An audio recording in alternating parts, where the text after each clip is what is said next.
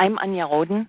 I am one of the thoracic pathologists at Mayo Clinic in Rochester, and I am also one of the medical directors of the immunohistochemistry lab at Mayo Clinic in Rochester.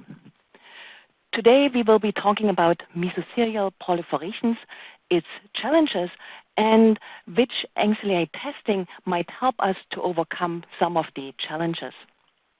I have nothing to disclose. After a short introduction, I will show you the spectrum of mesothelial diseases, and then we will discuss the distinction of mesothelioma from carcinoma and the distinction of reactive from malignant mesothelial proliferations and which ancillary testing might help us in these distinctions. And I will leave you with a take-home message. As you know, malignant mesothelioma is an aggressive neoplasm of mesothelial differentiation. In the pleura, it can involve any part, including the parietal, visceral, mediastinal, or diaphragmatic pleura. It also can involve and originate from the pericardium and the peritoneum. We distinguish between an epithelioid and a sarcomatoid subtype, or if we have both subtypes, we will term it biphasic subtype. Specifically, malignant pleural mesothelioma has a very poor outcome with survivals ranging from 12 to 27 months for epithelioid malignant mesothelioma and only 4 to 18 months for sarcomatoid malignant mesothelioma. Malignant pleural mesothelioma is strongly associated with remote asbestos exposure, which could be over 40 years ago.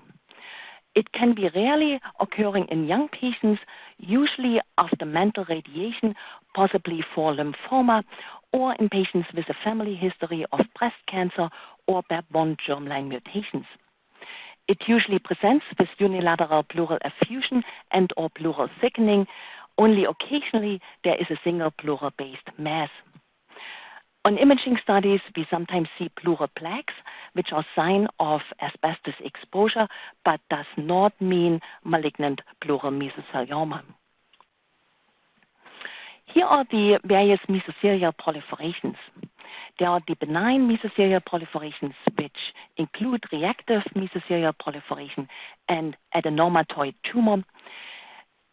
Those with indeterminate behavior include well-differentiated papillary mesothelioma, which after resection usually has a favorable outcome, but occasionally can proceed to a malignant mesothelioma. And then the term atypical mesothelial proliferation, which we usually use in the biopsy setting where we cannot morphologically and immunophenotypically decide whether this is a reactive or a malignant proliferation. Malignant behavior show, of course, malignant mesothelioma, but also malignant mesothelioma in situ, which usually will progress to malignant mesothelioma after a few years. And then very rarely we encounter a diffuse intrapulmonary malignant mesothelioma. Here's an autopsy case of a 92-year-old gentleman who was exposed to asbestos while he was in the Navy as a young man. 5 months prior to his death, he was diagnosed with lung cancer and was placed on hospice care. At autopsy, you can appreciate that the left lung appears unremarkable. However, the right lung has tumor nodules along the pleura and also including the fissure. And again, here in the lower lobe, there are tumor nodules along the pleura. If we look at scanning power, there are sheets of neoplastic cells, and although they appear to be well demarcated from the surrounding lung parenchyma, they are actually invading into the lung parenchyma. Also on this medium power, you can appreciate that these cells are having an epithelioid morphology. On high power, many of the cells were of epithelioid subtype, as you can appreciate here, with cells having round to oval nuclei, prominent nucleoli, and ample cytoplasm. However, there were also areas of a sarcomatoid morphology as characterized by these elongated cells with dark nuclear chromatin. There is morphologic overlap between malignant mesothelioma and carcinoma. And if we look at the patterns of epithelioid mesothelioma, which can include solid, acinar or glandular, tubulopapular, microcystic, clear cell, deciduate, or small cell carcinoma, you can imagine that there will be quite a bit of morphologic overlap between mesothelioma and carcinoma. Very similarly, if we have a sarcomatoid subtype of mesothelioma, there will be morphological overlap with sarcomatoid carcinoma. Occasionally, psammoma bodies or cytoplasmic mucin can occur, and therefore these features will not help us either to distinguish mesothelioma from carcinoma. In addition, keratin will be positive in both mesothelioma and carcinoma, and there is no immunohistochemical marker that might be specific for malignant mesothelioma.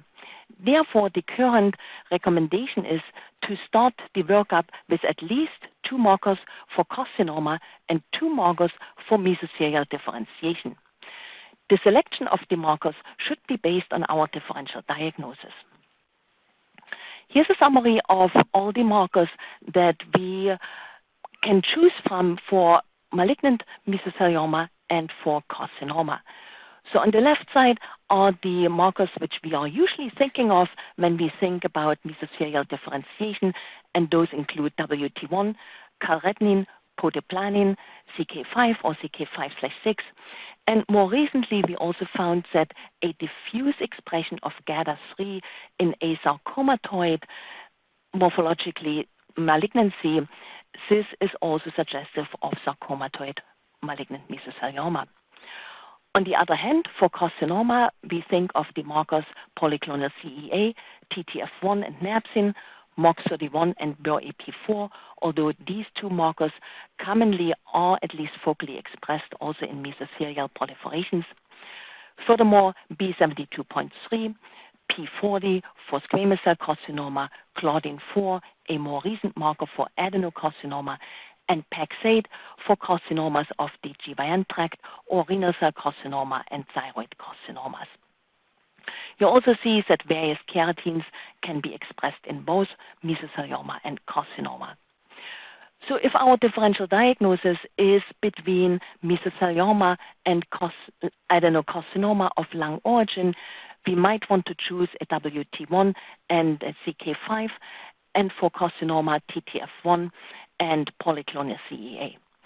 However, if our differential diagnosis is between mesothelioma and metastatic carcinoma from the GYN tract, we might want to use calretinin and CK5 as well as PAX8 and polyclonal CEA. We might not want to use WT1 as this can be expressed in both mesothelial differentiation and carcinoma of the GYN tract. Coming back to our autopsy case, the neoplastic cells were diffusely positive for keratin A1/A3 as well as calretinin, and at least focally positive for CK5, while being negative for WT1, TTF1, and polyclonal CEA. With that morphology and immunophenotype, this was diagnosed as malignant mesothelioma biphasic type.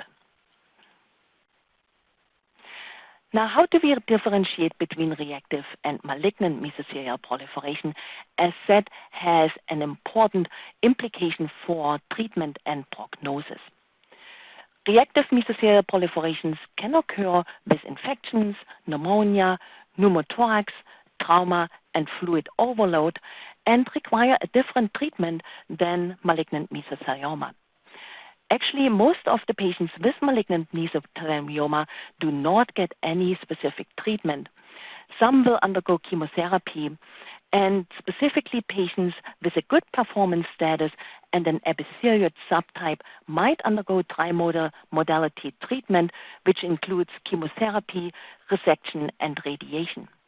And of course, there's always the potential for medical legal action with malignant mesothelioma. On morphology, signs of malignancy include invasion, for instance, into adipose tissue, lung, and skeletal muscle. And the keratin really can be helpful to highlight the invasion of the neoplastic cells. However, as you know, many times in small biopsies, we will not have adipose tissue, lung, or skeletal muscle to even be able to assess invasion. Other indications for malignancy include tumefactive growth or haphazard growth of neoplastic spindle cells, and again, a keratin might be helpful for that assessment. However, if the pleura is not perfectly oriented, these assessments are also difficult. More recently, loss of expression of BAP1 and or MTAP or homozygous deletion of CDKN2A, which encodes P16, and or NF2, were identified to be helpful in the distinction between malignant mesothelial proliferations and reactive proliferations. However, immunostains such as CLUT1, P53, Dasmin, EMA, IMP3, and ECH2, in our opinion, have an insufficient specificity and therefore are not useful for the distinction between malignant and reactive mesothelial proliferations. If we look at this case here of a 77-year-old gentleman who presented with recurrent right-sided pleural effusion and underwent excision of the right parietal pleura, you can see that the pleura is very thick. However, it appears to be a hypocellular lesion as there is a lot of pink fibrotic material. There might be a bit of inflammation here, and we know we are in the parietal pleura because there is adipose tissue. If we go to higher power, there is this planned spindle cell proliferation. However, in other areas, it is more cellular, and then we also can see possible invasion of these plant-appearing spindle cells into the adjacent adipose tissue. And here on the high-power view, there are these spindle cells, and they are invading into adipose tissue. A keratin stain highlights even better how these spindle cells do invade into the adipose tissue.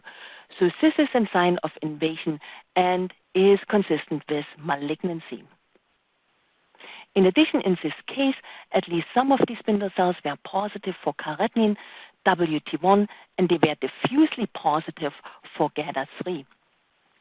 We also performed a BAP1 immunostain, and you can appreciate that these atypical spindle cells are negative for BAP1, so they lost expression of BAP1 with a preserved internal control of benign endothelial cells. This internal control is very important to make sure that the stain worked. So we do have a loss of expression of BAP1. The neoplastic cells were negative for MOX31 and BER-AP4, and with that morphology and immunophenotype, this case was diagnosed as malignant mesothelioma sarcomatoid type.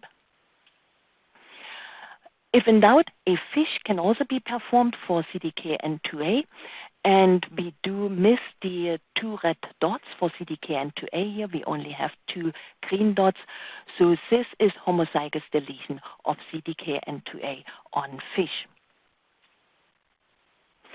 Here's the last case. This is a case of a 61-year-old gentleman who presented with right upper and lower lobe lung consolidations. He also had chronic obstructive pulmonary disease and bullae, and he had recently a left pneumothorax and underwent VATS biopsy of the pleura. On this scanning power, you can appreciate a slightly thickened pleura, and there's ample of adipose tissue, but there is no tumefactive growth pattern and no invasion into adipose tissue. The pleura is slightly thickened because of these plant-appearing epithelioid cells, and there are a lot of eosinophils, which we often see with pneumothorax. Many of the epithelioid cells have a mesothelial differentiation as evidenced here by the WT1. However, BAP1 was expressed as was MTAP. And with that morphology and the preserved expression of BAP1 and MTAP, this was diagnosed as reactive mesothelial proliferation. So, as I had mentioned, loss of nuclear BAP1, loss of cytoplasmic MTAP, and homozygous CDKN2A deletion have a specificity for malignancy of 100%. So if we see loss of BAP1 or cytoplasmic MTAP, or we have homozygous CDKN2A deletion, this is consistent with malignancy. However, none of these markers have 100% sensitivity. That means that if we see expression of BAP1 or MTAP or a wild-type CDKN2A, this does not necessarily exclude the possibility of malignancy.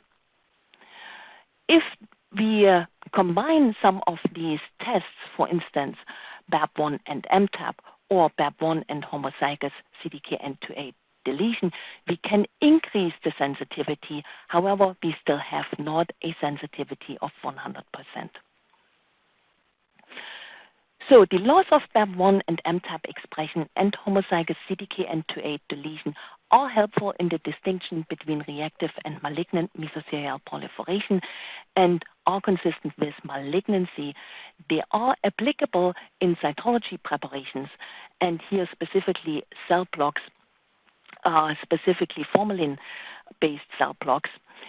However, their preserved expression does not entirely exclude the possibility of malignancy. Also, loss of expression of BAP1 and MTAP or homozygous CDKN2A deletion is not specific to malignant mesothelioma, as it can also be seen in other malignancies. So we still need at least 2 carcinoma markers and 2 markers of mesothelial differentiation to identify mesothelial differentiation in these cases. In summary, the distinction between malignant mesothelioma and carcinoma or sarcoma requires a panel of immunostains, including at least 2 carcinoma markers and 2 markers of mesothelial proliferation. The distinction between reactive and malignant mesothelial proliferation is based on morphology, and if morphology does not show signs of malignancy, then immunostains and or FISH might also be helpful. Here are some references that are more recent references that might be helpful for you. And with that, I would like to thank you for your attention.